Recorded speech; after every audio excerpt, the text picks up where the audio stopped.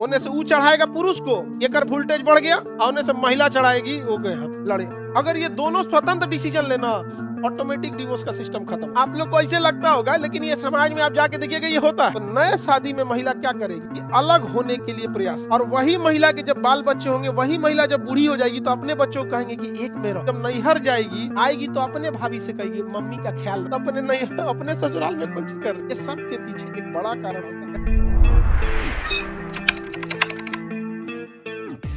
और एक और हकीकत आपको बता, हस्बैंड वाइफ में तलाक का कारण बहुत बड़ा होता है फैमिली। अगर लड़का अपने रिश्तों की चर्चा दोस्तों से करने लगे, पड़ोसियों से करने लगे, और उससे पूछ के डिसीजन लेने लगे, वो रिश्ता नहीं ठीक। और लड़की अगर मायके से पूछ के डिसीजन लेने लगे, वो नहीं ठीक। खराबी ये है, महिला को कोनो दिक्कत होता है चलते फटे मायके से पूछेगी, अब पुरुष को कोनो दिक्कत होता है दोस्तों को फोन लगा, भाई फंस गई लो, हम यहाँ पे क्या करते यहाँ पे है, बोलो वो कर इतना हिम्मत। होने से वो चढ़ाएगा पुरुष को, ये कर वोल्टेज बढ़ गया, और होने से महिला चढ़ाएगी वो लड़े। अगर ये दोनों स्वतंत्र डिसीजन लेना, ऑटोमेटिक डिवोर्स का सिस्टम खत्म हो। बशर्ते अच्छा ये दोनों मन में नहीं करे, कुछ समझा दीजिए, पुरुष जाके अपने दोस्तों से चर्चा करेगा, क्योंकि दोस्तों का मायका नहीं होता, पुरुषों का मायका नहीं होता, पुरुषों का मायका उनके दोस्त होते हैं। समझ में आ गया? अब ये डिपेंड करता है कि दोस्त अच्छा सलाह दे रहा है या खराब। उसी तरह महिलाओं को उनकी सहेलियां नहीं होती, उनका मायका होता है। अब डिपेंड करेगा माँ कैसी है। कई माओं को देखिएगा बड़ा अच्छा से समझ, बाबू नहीं देखो, रिश्ते तराजू की तरह, व्यापार नहीं है कि तराजू की तरह नाप, कभी आप कभी हम, ऐसे चीजें चलते हैं। कौन होता है बोलना, हाँ चल आओते, चल आओ, नहीं समझ में आ गया, अब भी हम आवत नहीं, चल आओ तो तबाह हो जाता है यार, नहीं समझ में आता है, आज चलियो जाती है, होता है भाई, ये ह्यूमन टेंडेंसी है यहाँ पर।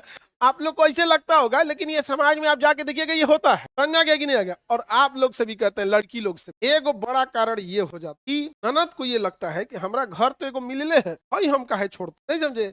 हमको सबसे अजीब क्या लगता है महिला में, जब महिला यंग रहती, नया शादी रहता, तो नए शादी में महिला क्या करेगी कि अलग होने के लिए प्रयास करे, और अलग हो जाएगी। और वही महिला के जब बाल बच्चे होंगे, वही महिला जब बूढ़ी हो जाएगी तो अपने बच्चों को कहेंगे कि एक में रहो, एक में रहो। बबुआ तू कौन चीज कैले रहो, ये क्या हो रहा है भाई, अपन समय में अलगे, आज जब दूसर होगी तब।